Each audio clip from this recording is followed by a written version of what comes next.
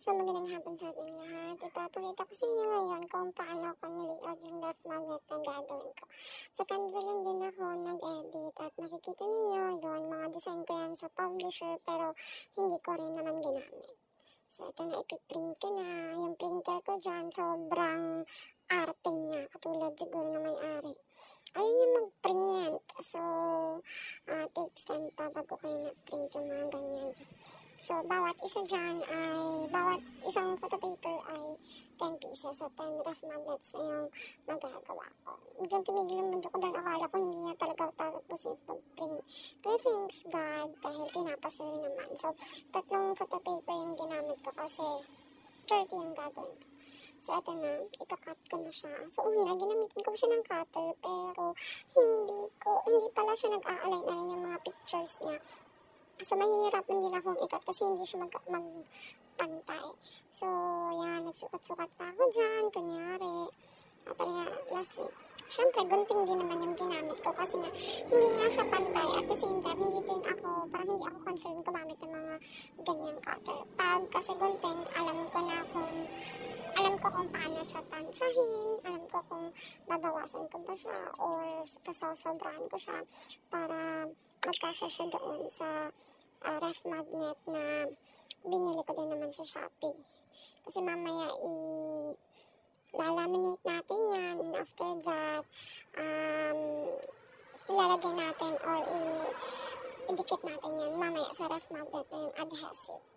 So, actually, nag-order niya, ko-teacher ko lang din naman. Nakita niya siguro sa post ko sa Facebook na ginawan ko yung regalo ko yan siya sa pamangkin ko. Anak ng pinsan buo ko. Kaya yan.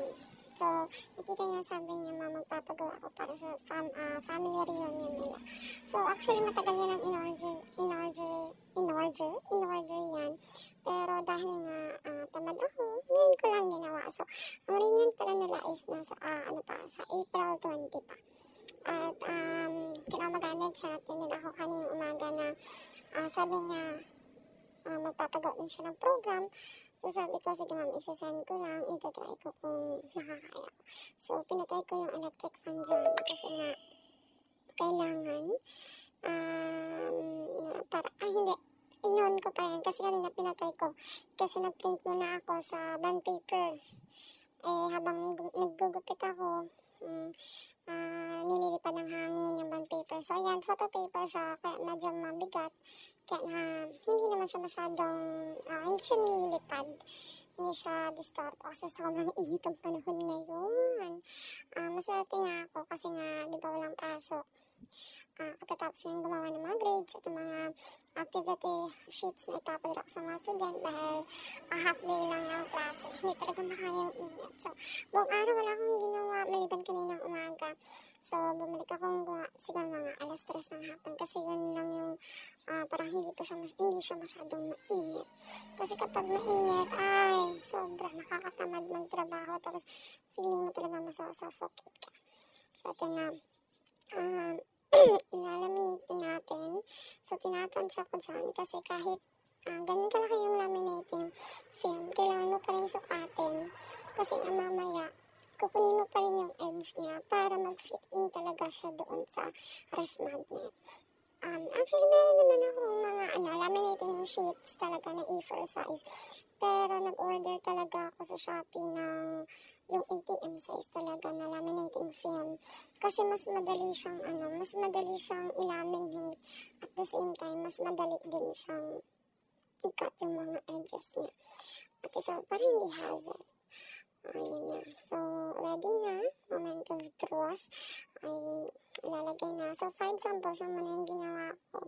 Tinitingnan ko na kung maganda ba yung kinalalabasan niya. So, actually, una muna yan. Pinapasok ko yan siya. Tapos, kinukuha ko yung edge niya. Tapos, ibabalik ko din naman. Ilalaminate ko ulit. Hanggang sa makita ko na talagang dikit na talaga siya. Doon na ididikit ko siya sa ref magnet. So, yan, 5 lang muna yung ginawa ko para at least, diba? Ayan, sinukat ko siya. Pero, sa totoo, or in reality, kahit anong sukat mo dyan, may sobra talaga. So, no need naman, hindi naman siya big deal talaga na kailangan ma-perfect mo. Pero at least hindi lang siya pangit tignan na makikita yung ref magnet sa likod o yung sa unahan pa lang. Ayun na, tinatansya-tansya ko na siya kung paano ba siya. Minsan kasi may mga laminating film na kapag nasobrahan mo ng edges sa pictures niya, hindi na siya dumidikit. Lalo na yung laminating film ko, hindi siya pang high shooting. So, ayun. Tinatansya ko na siya. Ayan. So, ito niya. Nagawa ko na siya. Same din. Nakita ko kasi na pag kasi hindi daw kunin lahat yung adhesive. So, inanap ko pa yung cutter dyan. Kaya, ayan na. Kinat ko pa siya ang edge niya para hindi siya pointed. So, ayan na. Ididikit natin sa ref. Charan! Huwag niyo pa sila yung egg tray. So, yan. Order na.